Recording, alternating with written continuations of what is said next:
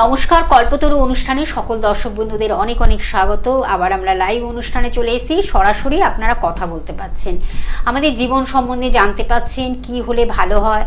আর আমাদের এই অনুষ্ঠানের একটা নতুনত্ব থাকে, একটা নতুনত্বের ছোঁয়া থাকে, যে আপনাদের জিজ্ঞাসাগুলো কিন্তু আমরা তুলে ধরি, এবং কি আপনাদের কি মনের মধ্যে কি জিজ্ঞাসা রয়েছে, এবং কি জিজ্ঞাসাগুলো এত সুন্দরভাবে আমাদের বিশ্লেষণ করা হয়।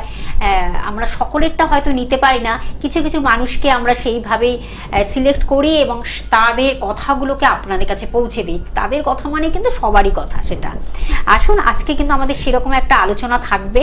তার আগে বলে নিই যে আমাদের সঙ্গে উপস্থিত থাকেন ঠিক এই সময় সুব্রত চক্রবর্তী মহাশয়, যিনি কিন্তু কৃষ্ণমূর্তি সনাতন জ্যোতিষ, যিনি কিন্তু হস্তরেখাবিদ, যিনি কিন্তু বাস্তুবিদ, এবং তার সঙ্গে তিনি সনাতন জ্যোতিষ আপনারা জানেন, এবং যেটা হলো অল ইন্ডিয়া অ্যাস্ট্রো কাউন্সিল থেকে, নিউ দিল্লি থেকে তিনি কিন্তু জাতীয় পুরস্কার প্রাপ্ত সেই মানুষটিকে আমরা সঙ্গে পাই।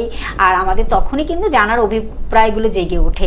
নিশ্চয়ই জানবেন তো অবশ্যই, কিন্তু আমাদের একটা আলোচনা নিয়ে আমাদের এগোবো আমরা। আর তার আগে আরেকটু আমি তার সম্বন্ধে বলে দিই, যিনি কিন্তু বিশ্বাস করেন বিজ্ঞানসম্মত উপায়ে। জ্যোতিষ মানে বিজ্ঞানের সঙ্গে একটা সুন্দর অ্যাটাচমেন্ট, এবং সেই বিজ্ঞানকে নিয়েই তার পথ চলা।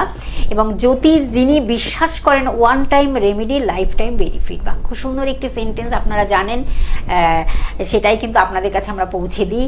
আর তার সঙ্গে আরও কিছু বলতে হয়, যিনি কিন্তু অল ইন্ডিয়া অ্যাস্ট্রোপামিস তন্ত্র রিসার্চার, তিনি একজন জ্যোতিষ শিক্ষক, যিনি কিন্তু আধুনিক জ্যোতিষের পুঙ্খানুপুঙ্খ বিচারে বিশ্বাসী জ্যোতিষী সুব্রত চক্রবর্তী মহাশয়। তার একাডেমিক কেরিয়ারটাও আমি একটু জানিয়ে দিচ্ছি। যিনি কিন্তু সাহিত্যে MA BEd এবং জ্যোতিষবিদ্যা বাচস্পতি এবং জ্যোতিষবিদ্যা বারিধি গোল্ড মেডেলিস্ট, এবং 2024-এ তিনি কিন্তু HBT থেকে জ্যোতিষ মহাগৌরব বঙ্গভূষণ, তিনি গৌরবভূষণ সম্মানিত হয়েছেন তিনি। এবং তার সঙ্গে কিন্তু তিনি এই যে আপনাদেরকে এই যে তার সম্বন্ধে, তার কেরিয়ার, তার একাডেমিক কেরিয়ার, এবং তার মানুষের মনে কোথায় তিনি পৌঁছে গেছেন, যে এত সুন্দরভাবে তার প্রেডিকশান, তার সঠিক প্রতিকার প্রতিবিধান কথা বলে আপনারা জানেন, এবং মানুষকে একটা উপকারের জায়গা তৈরি করে দেন। তখন মানুষ তো সেই আশায় তার কাছে আসেন, সেই আশাটা আশাহত হয় না, আশাটাকে একেবারে সম্পূর্ণতায় পরিণত করেন তিনি, বাস্তব হিসাবে তিনি পরিণত দেন। স্বপ্ন দেখান না, কিন্তু সেই স্বপ্নটাকে তিনি বাস্তবায়িত করেন। এবং তার সঙ্গে আরেকটু বলতে হয়, তিনি কিন্তু HBT থেকেও কিন্তু বঙ্গ জ্যোতিষরত্ন পেয়েছেন, 2026-এ তিনি কিন্তু অ্যাওয়ার্ড পেয়েছেন। সব কিছু মিলেমিশে তিনি কিন্তু এক এবং অনবদ্য। আসুন, সেই মানুষটিকে আমরা সঙ্গে পেয়েছি, সুব্রত চক্রবর্তী মহাশয়। সরাসরি তার কাছে চলে যাব। তার আগে আপনাদের বলা, শুধুমাত্র নাম, জন্ম তারিখ, সময়, জন্মস্থান জানাবেন, তাহলেই কিন্তু হুবহু আপনার জীবন সম্বন্ধে জেনে যেতে পারছেন। আমি সরাসরি চলে যাব। দাদা, আপনাকে স্বাগত অনুষ্ঠানে। সবাইকে অসংখ্য ধন্যবাদ জানাচ্ছি। অনুষ্ঠান শুরুর প্রথমেই আমার পিতামাতাকে প্রণাম জানাই, মাতার আচরণে প্রণাম জানাই সমস্ত বয়োজ্যেষ্ঠ মানুষদের প্রতি যারা আমার অনুষ্ঠান নিয়মিত গ্লোব টিভি দেখে চলেছেন। প্রত্যেক সোমবার দিন দুপুর 2:45, প্রত্যেক বৃহস্পতিবার দিন দুপুর 2:30। এছাড়া অন্য আরেকটি মিডিয়াতে আমাকে লাইভ পেয়ে যান প্রত্যেক রবিবার দিন দুপুর 2:45। এই সুন্দর অনুষ্ঠানটা আপনারা যে গ্লোব টিভিতে দেখছেন, ঠিক আমার ক্যামেরার পেছনেই অনেক টেকনিশিয়ান দাদা ভাই রয়েছেন, তাদেরকে অনেক শুভেচ্ছা ভালোবাসা জানাই, এবং কর্তৃপক্ষের শুভেচ্ছা জানাই। আমার সঙ্গে সঞ্চালনায় রয়েছে শর্মিষ্ঠাদিকে অনেক শুভেচ্ছা জানাই। দর্শক বন্ধু, আপনারা প্রত্যেকেই জানেন আমার অনুষ্ঠান মানে নতুন বিষয় এবং নতুন আলোচনা। আপনাদের বিষয়কে প্রাধান্য দিয়ে আপনারা যে বিষয়গুলো জানতে চাইছেন সেগুলোকে সরাসরি আমাকে যারা হোয়াটসঅ্যাপ করছেন, আমাকে যারা মেল করছেন, আমাকে যারা মেসেজ করছেন, তাদের বিষয়গুলোকে নিয়ে আমি আলোচনা করি। আপনারা প্রত্যেকেই জানেন, ও আজকেও যারা যারা জানতে চেয়েছেন সেই তাদের বিষয় নিয়ে আজকে আলোচনা থাকবে।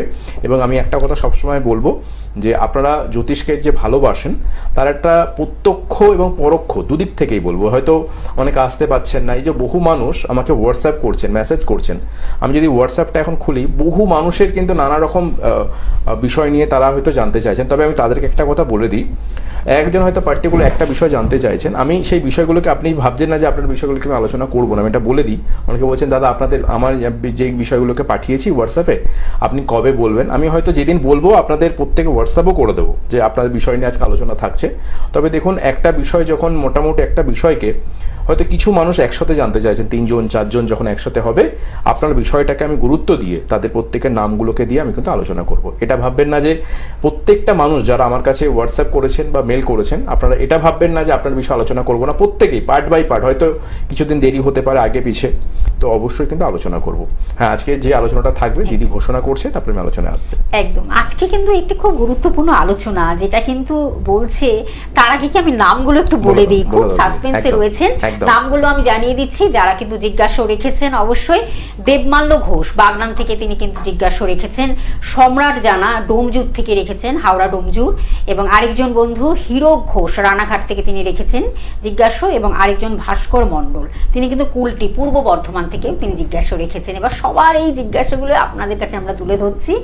2রা জুন কর্কট রাশি বৃহস্পতিতে প্রবেশ করছে, এর ফলে কি রিফ্লেকশন হতে পারে, এর কি প্রভাব পড়তে পারে, আমরা আজকে সে বিষয় তো জানবই। এছাড়া একেবারে মে মাসের আমরা শেষ প্রান্তে চলে এসেছি, 21 তারিখ আজকে।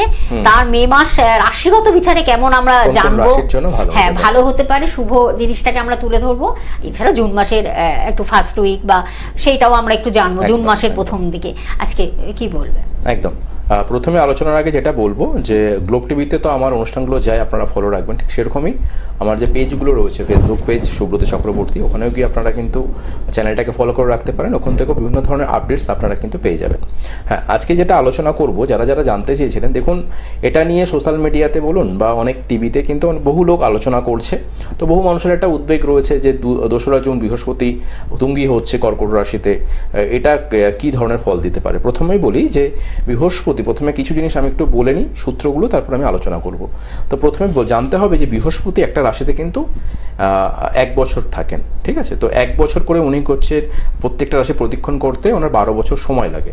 তো সেরকমই বৃহস্পতি ঠিক 12 বছর পর আবার কর্কট রাশিতে অবস্থান করছেন, এবং সেখানে সেই ঘরটাকে আমরা সবসময় বলি বৃহস্পতির তুঙ্গি ঘর বা তুঙ্গি ভাব হয়। আবার তার যেখানে তুঙ্গি হচ্ছে তার ঠিক অপোজিট সাইডটাই কিন্তু তার নিচস্থ জায়গা, অর্থাৎ সেখানে তিনি ডাউনফল করেন, নিচস্থ হন, ঠিক আছে। তো সেটা হচ্ছে মকর রাশির ক্ষেত্রে। তো বৃহস্পতি যে তুঙ্গি হচ্ছেন কর্কট রাশিতে, এই যে ঘরটা, এই কর্কট রাশির ঘরটা হচ্ছে চন্দ্রের ঘর, নিজস্ব চন্দ্রের ঘর, এবং অগ্নি, পৃথিবী, বায়ু এবং জলতত্ত্ব, সেই অনুযায়ী কিন্তু এটা হচ্ছে জলতত্ত্ব পড়ে যাচ্ছে। কিন্তু যেহেতু চন্দ্রের ঘরে অবস্থান করছেন বৃহস্পতি, এই যোগটাও একটা কিন্তু সুন্দর যোগ তৈরি হচ্ছে। অর্থাৎ চন্দ্রের ঘরে যখন বৃহস্পতি আসে, সেই বৃহস্পতিকে কেন তুঙ্গি করা হলো।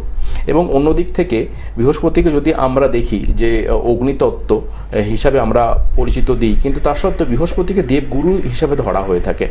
তো এই দেবগুরু যখন চন্দ্রের ঘরে অবস্থান করছেন, এই যোগটাকেও কিন্তু একটা সুন্দর যোগ বলে, অর্থাৎ গজকেশরী যোগ বা জীব যোগ। এটা জ্যোতিষের ভাষায় শুনেছি যে চন্দ্র বৃহস্পতি যখন একত্রীকরণ হয়, এটাকে আমরা জীব যোগ বা গজকেশরী যোগ হিসাবে কিন্তু দেখে থাকি।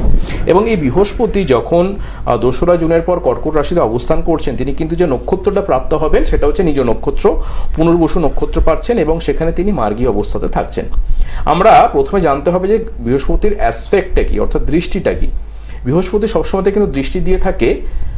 আমরা প্রত্যেকে জানি যে প্রত্যেকটা গ্রহ কিন্তু সপ্তমভাবে কিন্তু তার পূর্ণ দৃষ্টি দিয়ে থাকে। ঠিক সেরকমই পূর্ণ দৃষ্টি অনুযায়ী বৃহস্পতিও কিন্তু তার যেরকম সপ্তমভাবে পূর্ণ দৃষ্টি দেয়, ঠিক সেরকমই পঞ্চমভাবে এবং নবমভাবে কিন্তু পূর্ণ দৃষ্টি দিয়ে থাকে।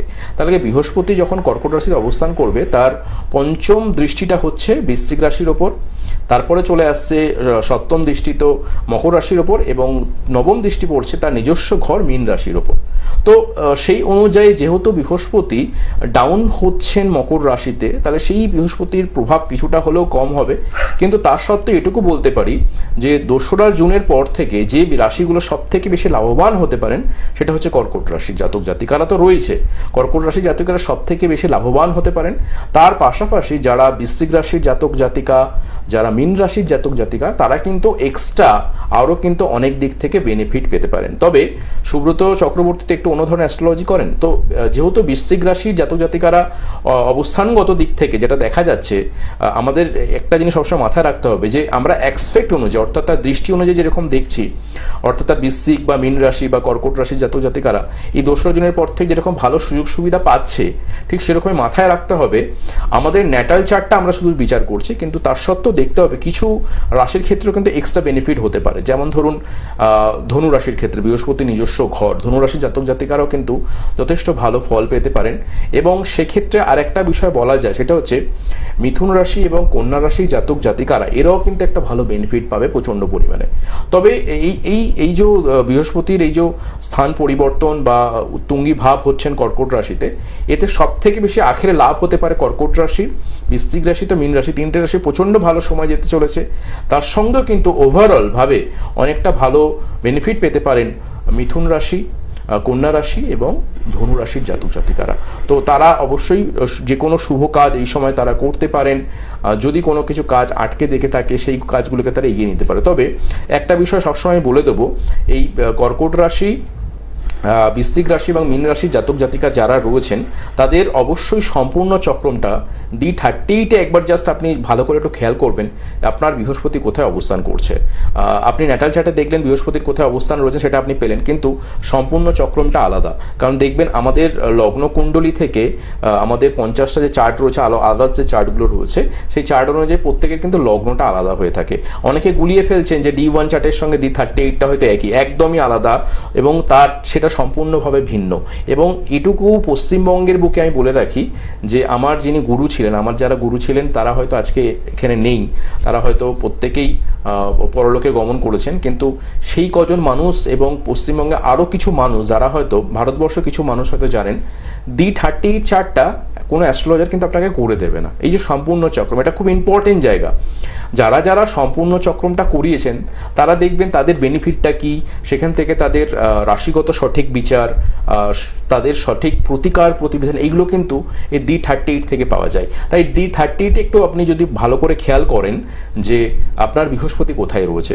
যদি দেখা যায় যে বিশেষ করে যারা কর্কট রাশির জাতক জাতিকা, যারা বৃশ্চিক রাশি, মীন রাশির জাতক জাতিকারা, তাদের বৃহস্পতি যদি কিছুভাবে কেন্দ্রস্থানে থাকে, অর্থাৎ 1, 4, 7 দশমের মধ্যে অবস্থান করে বা যদি কেন্দ্রভাবে অবস্থান করে, এটা কিন্তু খুব ভালো ফল দিতে পারে। এছাড়া পনফরও যাদের অবস্থান করছে অর্থাৎ দ্বিতীয়, তৃতীয়, একাদশ, তাদের ক্ষেত্রে কিন্তু অনেকটা ভালো ফল দেবে। কিন্তু যাদের ক্ষেত্রে এই 6, 8, 12-তে অবস্থান করছেন বৃহস্পতি, দুস্থানগত হয়ে রয়েছেন D38-এ, তাদের ক্ষেত্রে কিন্তু প্যারালালি অনেক ক্ষেত্রে কিন্তু ভালো ফল হয় না। কারণ অনেকেই বলবেন, অনেকে দাদা কর্কট রাশিতে তো বৃহস্পতি চলে আসলো, কিন্তু দেখা গেল অনেকের ক্ষেত্রে অনেকেই প্রভাবটা খাটলো না। যারা বৃশ্চিক রাশি তাদের ক্ষেত্রে খাটলো না, মীন রাশি খাটলো না, তাদের কিন্তু দেখতে হবে D38-এ বৃহস্পতি দুস্থানগত রয়েছে কিনা। যদি থাকে তাহলে কিন্তু অনেক ক্ষেত্রে এই যে বৃহস্পতির আশীর্বাদ বা ভালো যে সম্ভাবনা যেগুলো তৈরি হচ্ছে সেটা কিন্তু সেখান থেকে আপনি কিন্তু বঞ্চিত হতে পারেন। তার জন্য আপনি অবশ্যই কিন্তু ভালো জ্যোতিষী পরামর্শ নেবেন এবং রাশিগত বিচার করাবেন এবং D38টা করিয়ে আপনার বৃহস্পতির কোথায় অবস্থান রয়েছে সেটাকে ভালো করে জানবেন। হ্যাঁ, কোনো কেউ এসেছে, একজন বন্ধু রয়েছেন, তারপরে অবশ্যই আমরা আবার আলোচনায় ফিরবো। নমস্কার, কে আছেন সঙ্গে?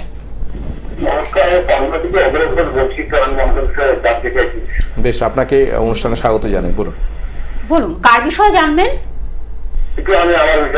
বলুন আপনার নাম, জন্ম তারিখ, সময়, জন্মস্থান। আচ্ছা, জন্ম তারিখ হলো 1 জানুয়ারি 1985, 1 জানুয়ারি 1985। রাত্রি কটা?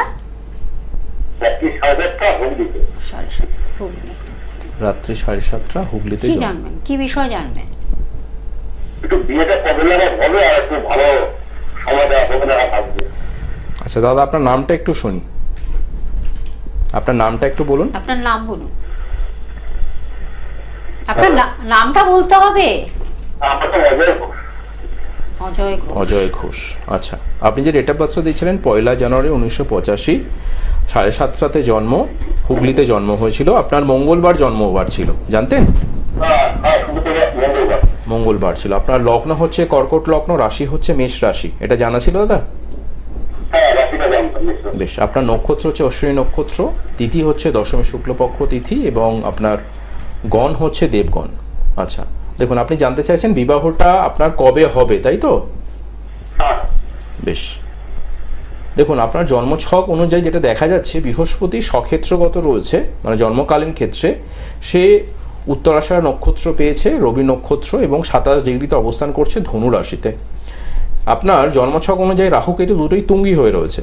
জন্মছকে রবি ধনু রাশিতে, বুধ রয়েছে বৃশ্চিক রাশিতে, শুক্র রয়েছে কুম্ভ রাশিতে ধনিষ্ঠা নক্ষত্র, মঙ্গল রয়েছে কুম্ভ রাশিতে। দেখুন জন্মছক অনুযায়ী কিছু কিছু জায়গা যেটাকে বলার ভালোভাবে সেটা হচ্ছে, দেখবেন আপনার সপ্তম স্থান, তার অধিপতি গ্রহ হচ্ছেন শনি, তিনি লগ্ন সাপেক্ষে অবস্থান করছেন বৃশ্চিক রাশিতে, কেতু যুক্ত হয়ে রয়েছেন শনি, মঙ্গলের ঘরে অবস্থান করছেন বুধকে নিয়ে। তাহলে প্রথমতই বলি যে জীবনসঙ্গী বাছার ক্ষেত্রে আপনার বয়স অনুযায়ী আপনার এর আগে অনেক সুযোগ সুবিধা এসেছিল, দেখাশোনা হয়েছিল, কিন্তু কোনো কারণবশত আপনার বিবাহটা কিন্তু হয়নি, সেখানে বাধা পড়েছে। এখনো যেটা বলার, ন্যাটাল চার্ট অনুযায়ী আপনার দশাগুলো কিন্তু অনেক বছর আগে কিন্তু ক্রস করে গেছে। তবে আপনি জানতে চাইছেন আপনার বিবাহ হবে কি না। বিবাহ কিন্তু হবে, কিন্তু ব্যাপারটা হচ্ছে আপনি যদি একটু খেয়াল করেন জন্মছক অনুযায়ী আপনার মঙ্গলটা অষ্টমে অবস্থান করছেন এবং শুক্রকে একত্রীকরণ করে, অর্থাৎ শুক্র মঙ্গল আপনার ক্ষেত্রে কিন্তু যেটা অবস্থান করছেন কুম্ভ রাশিতে, ঠিক আছে। তো এইটা অনেকটা মাঙ্গলিক যোগ একটা ক্রিয়েট করছে। এবং যদি D38-এ চলে যাই, আপনার সপ্তম পতি কিন্তু ষষ্ঠ যুক্ত রয়েছে। এই যে সপ্তম পতি যখন 6th হাউস কানেক্টেড হয়ে যাচ্ছে, তাদের কিন্তু বিবাহ সহজে হয় না, প্রবল বাধা হয়, প্রবল বাধা। তো আপনাকে দাদা আমি এটুকু বলতে পারি, আপনার বিবাহ জীবনে কিন্তু প্রচণ্ড বাধা রয়েছে, অর্থাৎ বিয়ে হতে গিয়ে প্রচণ্ড সমস্যা হবে, বুঝতে পেরেছেন? তো আপনার বিয়ের যোগ হবে, এটা হবে, কিন্তু দেখুন ব্যাপারটা হচ্ছে আপনার মনের মধ্যে একটা ইচ্ছা রয়েছে বা আপনার পরিবারের দিক থেকেও একটা ইচ্ছা রয়েছে, কিন্তু কোনো কারণবশত আপনি বহু বা একাধিকবার চেষ্টা করেও সেই জায়গাটা কিন্তু হয়নি। এবার এই জায়গাটা যেহেতু হয়নি, এটার একটা প্রতিকার প্রতিবিধান আপনি করুন। দেখবেন যাদের D38-এর সপ্তম পতি ষষ্ঠ কানেক্টেড হয়েছে এবং সেখানে লগ্নের সঙ্গে যুক্ত হয়ে যায় এবং দ্বিতীয় পতি কানেক্টেড হয়ে যায়, দ্বিতীয় মানে হচ্ছে যোগাযোগ, আর লগ্ন হচ্ছে সেইটাকে হচ্ছে আপনার ক্ষেত্রে সেই জায়গাটাকে আরও স্পেসিফিকলি ভালোভাবে তৈরি করবে। এই যখন সপ্তম, ষষ্ঠ, দ্বিতীয় এবং লগ্ন কানেক্টেড হয়ে যায়, তাদের কিন্তু বিবাহ জীবনে প্রবল বাধা চলে আসে। এবং যেহেতু লগ্নপতি হিসাবে আপনার D38টা নিয়ে বলছি, D38 লগ্নপতির কম্বিনেশনের সঙ্গে রাহু অ্যাটাচ হয়ে গেছে, এটা আপনাকে বিবাহে কিন্তু বিলম্বিত করবে বা দেরি হবে। এখনও এটুকু আমি জন্মছক থেকে বুঝতে পারছি যে আপনার কিন্তু বাধা প্রবল রয়েছে। মানে আমি যে বলতে পারবো এখান থেকে যে আপনার বিয়ে হয়ে যাবে সেরকম কোনো কিছু দশা আমি পাচ্ছি না, ঠিক আছে দাদা? 40 বছর অলরেডি হয়ে গেছে। আপনি পারলে একটু এই জায়গাটার প্রতিকার প্রতিবিধান করুন, যদি সঠিক প্রতিকার প্রতিবিধান করা যায়, আমি এটুকু বলতে পারি এখান থেকে ভালো রেজাল্ট অবশ্যই পাবেন। ঠিক আছে, আপনি যা বলেছেন ঠিকই বলেছেন, শুক্রবার ঠিক কথা বলেছেন, একদম ঠিক পরিশ্রম করেছেন একদম। তো আপনি যদি পারেন একটু যোগাযোগ করবেন, নিশ্চয়ই চেষ্টা করবো এই জায়গাটার একটু সঠিক বিচার বিশ্লেষণ। তো আমি আপনাকে বলে দিলাম, আরও অনেক কিছু বিচার রয়েছে। এবং আপনার জীবনে আমি আজকে একটা জিনিস বলে দিচ্ছি, মানে আপনি হয়তো অন টেলিফোন এটা মানবেন কিনা, আপনার জীবনে প্রেম এসেছিল, কিন্তু সেই প্রেমটা টেকেনি, কোথাও গিয়ে তার জন্য অনেকটা বিলম্বিত হয়েছে, বুঝতে পেরেছেন? তো অনেক কিছু বিষয় রয়েছে বলার, আপনি পারলে একবার যোগাযোগ করবেন, পরে আমাকে ফোন করবেন, এখান থেকে নিশ্চয়ই ভালো একটা জায়গা করে দেওয়া যায়। একদম ধন্যবাদ। আমি অবশ্যই বলে দেবো যে দাদাকে কোথায় কখন আপনারা পেয়ে যাচ্ছেন। সোমবারে শ্যামবাজারে পাচ্ছেন, বিকেল 4টে থেকে 8টার মধ্যে পেয়ে যাচ্ছেন। রবিবার এবং মঙ্গলবারে গড়িয়াতে পাচ্ছেন, গড়িয়া নাকতলাতে আপনারা পাচ্ছেন, গড়িয়ার নাকতলা। এছাড়া প্রথম উইক, প্রথম সপ্তাহ এবং শেষ সপ্তাহ বুধবার পাচ্ছেন আপনারা দুর্গাপুর এবং বর্ধমানে পেয়ে যাচ্ছেন বন্ধুরা।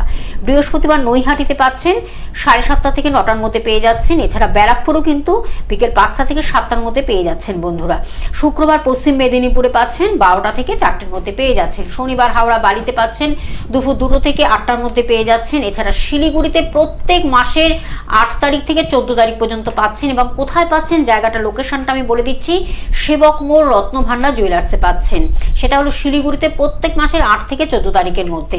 এছাড়া শিলিগুড়িতে আবার কিন্তু আপনারা 15 থেকে 19 তারিখে পাচ্ছেন। সেটা কোথায় পাচ্ছেন, জায়গাটা বলে দিচ্ছি, সিটি সেন্টার রত্নভান্ডার জুয়েলার্সে প্রতি মাসে কিন্তু আপনারা এই ডেট ওয়াইজ পেয়ে যাচ্ছেন। আপনারা প্লিজ একটু ফোনের মাধ্যমে কন্ট্যাক্ট করে একটু জেনে নেবেন, সবকিছু ডিটেলসটা জেনে নেবেন। ফোন নাম্বার বলে দিচ্ছি, বুকিং নাম্বার 9831707058 একটি নাম্বার, এবং আরেকটি নাম্বার 9874207060।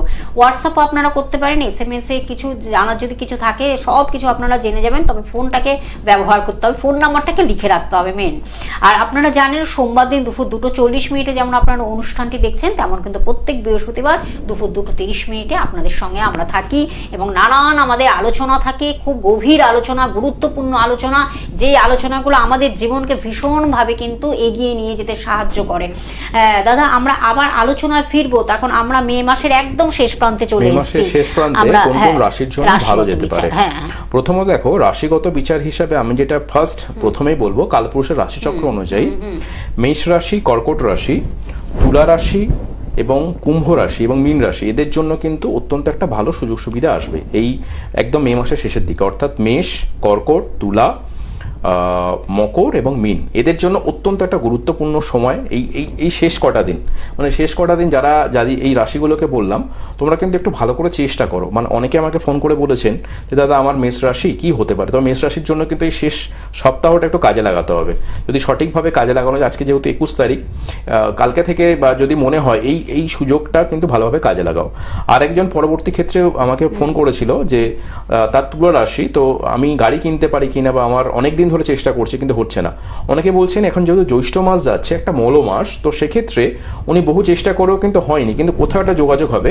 তুলা রাশির ক্ষেত্রেও কিন্তু তারা গাড়ির ইনভেস্টমেন্ট কিন্তু করতে পারে। তবে এটুকু বলতে পারি, যেহেতু এই আমাদের এর ক্ষেত্রে জ্যৈষ্ঠ মাসটা যেহেতু যাচ্ছে, মৌল মাস চলছে, তো সেক্ষেত্রে যদি তার সঠিক গাইডলাইন করা যায়, মৌল মাস চলছে বলে অনেক কাজ আটকে থাকবে সেটা না, কিছু কিছু বাধা নিষেধ রয়েছে, বাট কিছু রাশির জন্য আর্থিক ডেভেলপমেন্ট কিন্তু ভালো হতে পারে।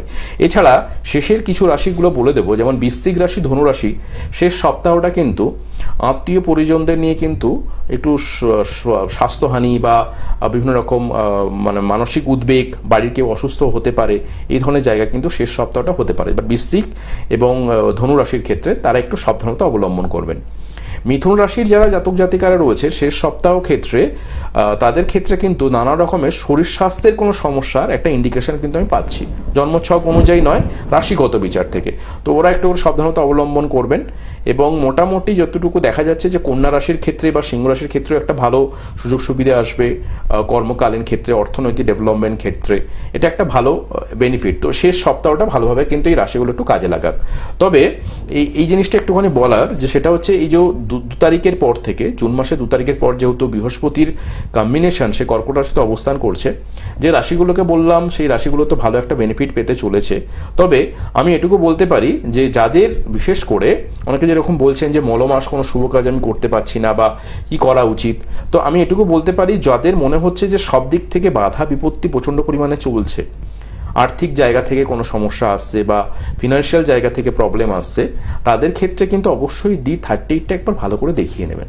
আর 30 নম্বর চার্টে যদি দেখতে পাওয়া যায় যে বিশেষ করে লগ্নের যে অধিপতি গ্রহ, সে কিছুভাবে লগ্নপতির সঙ্গে পঞ্চমপতি সংযুক্তিকরণ যদি হয়ে থাকে, বা সেখানে যদি দেখতে পাওয়া যায় যে রাহু যুক্ত হয়ে রয়েছে, তাদের কিন্তু ফিনান্সিয়াল প্রবলেম মারাত্মক হারে হয়ে থাকে, মারাত্মক প্রবলেম। তাই যারা মনে করছেন যে অর্থনৈতিক প্রচণ্ড পরিমাণে ডামাডোল যাচ্ছে, প্রবলেম যাচ্ছে, বা যে রাশিগুলোকে বললাম যে হয়তো সুযোগ সুবিধা খুব ভালো আসতে পারে, সেগুলো হয়তো আপনারা পাচ্ছেন না অনেক ক্ষেত্রে, তারা কিন্তু একটুখানি D38টা ভালো করে একটু প্রতিকার প্রতিবিধান করে রাখুন। কারণ এর যদি সঠিক প্রতিকার প্রতিবিধান বা ব্যালেন্স করা যায়, এখান থেকে কিন্তু অনেক ভালো ভালো কিন্তু সুযোগ সুবিধে আসে। আর একটা বিষয় যেটা বলার, সেটা হচ্ছে জন্মছকগতভাবে রুলিং প্ল্যানেট অনুযায়ী শনি যেহেতু এখন মীন রাশিতে অবস্থান করছেন, তাহলে সেক্ষেত্রে কিছু রাশির যেহেতু 7.5 পাস করছে, সেই জায়গাটাকে কিন্তু একটুখানি আপনাদের ভয় পাওয়ার কিছু নেই। যাদের জন্মছকগতভাবে শনির অবস্থান যথেষ্ট ভালো রয়েছে, 7.5-তে খুব একটা প্রবলেম হবে না। কিন্তু কিছু কিছু রাশির ক্ষেত্রে কিন্তু 7.5 সমস্যা হতে পারে, সেটা অবস্থান ভিত্তিকগতভাবে, যে অবস্থান ভিত্তিক অনুযায়ী কিন্তু 7.5 সমস্যা আসতে পারে। বা যাদের ঢাইয়া চলছে তাদের ক্ষেত্রে কিন্তু অবস্থানগতভাবে কিন্তু প্রবলেম আসতে পারে। কিন্তু অনেকে ভয় পায় যে 7.5 নিয়ে বা ঢাইয়া নিয়ে প্রচণ্ড পরিমাণ ভয় পাচ্ছেন, সেটা ভয় পাওয়ার কিছু নেই। আপনি দেখবেন শনির অবস্থান কীরকম, শনি যদি মোটামুটি কেন্দ্রস্থান ত্রিকোণ ভাব অবস্থান করে পনফরে থাকে, ভয়ের কিচ্ছু নেই। শনি যদি নিজ নক্ষত্র পেয়ে থাকে, বা শনি যদি শুক্রের নক্ষত্র, বৃহস্পতি নক্ষত্র পেয়ে থাকে, বুধের নক্ষত্র পেয়ে থাকে, কোনো অসুবিধা হবে না। তাহলে শনি যদি বিশেষ করে রাহু কেতুর কোনো কিছু নক্ষত্রের সঙ্গে ইনভলভ হয়ে থাকে, তাদের ক্ষেত্রে কিন্তু 7.5-এর কিন্তু একটা সমস্যা প্রভূতভাবে কিন্তু লক্ষ্য করা যায়, এবং 7.5 নিয়ে তারা কিন্তু প্রবলেমে প্রচণ্ড পরিমাণে ভোগে। তাই এই জায়গাটাকে ভালো করে একটু বিচার বিশ্লেষণ করে সঠিকভাবে তার প্রতিকার প্রতিবিধান বা গাইডলাইন করা কিন্তু অত্যন্ত জরুরি। আর আরেকটা কথা বারবার সবসময় আমি বলে দিই যে আমাদের জন্মছকে বিশেষ করে কিছু কিছু কম্বিনেশন, অর্থাৎ আমাদের কিন্তু ভালো করে দেখা দরকার। কারো যদি জন্মছকগতভাবে, অনেকে রাহুকে নিয়ে প্রচণ্ড ভয় পান যে রাহু আমাদের ক্ষেত্রে কি করতে পারে, কিন্তু রাহু আমাদের জন্মছকে বিভিন্ন জায়গায় থাকলেও কিছু কিছু ক্ষেত্রে কিন্তু আমাদের কিন্তু একটা আশীর্বাদও প্রদান করে।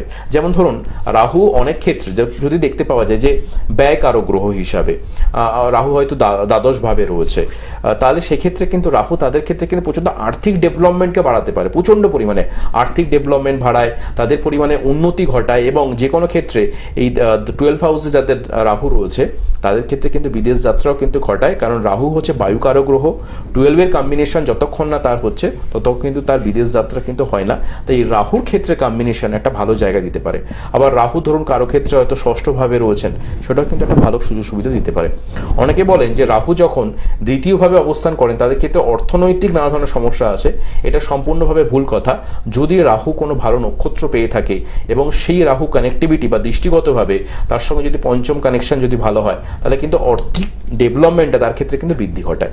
এইগুলোকে ছোট ছোট বিষয়গুলো কিন্তু দেখে নেওয়াটা দরকার রয়েছে। একদম আমাদের একদম সময় শেষ, পরবর্তীতে নিশ্চয়ই একদম, আরেকটা একদম। নতুন আজকে আলোচনা নিয়ে একদম। আমরা ফিরে ঠিক আছে, আসবো। তো নেক্সট হ্যাঁ। এপিসোডে আমরা নতুন কোনো নতুন বিষয় নিয়ে কিছু আবার বিষয় উপস্থিত নিয়ে থাকবো, এবং আলোচনা যারা মনে করছেন কোনো কিছু বিষয়কে জানবেন অবশ্যই আমাকে সরাসরি হোয়াটসঅ্যাপ করতে পারেন, মেল করতে পারেন বা SMS করতে পারেন। একদম, আর নিশ্চয়ই পরবর্তী আর বুকিং অন রয়েছে, বুকিং করতে থাকুন আপনারা।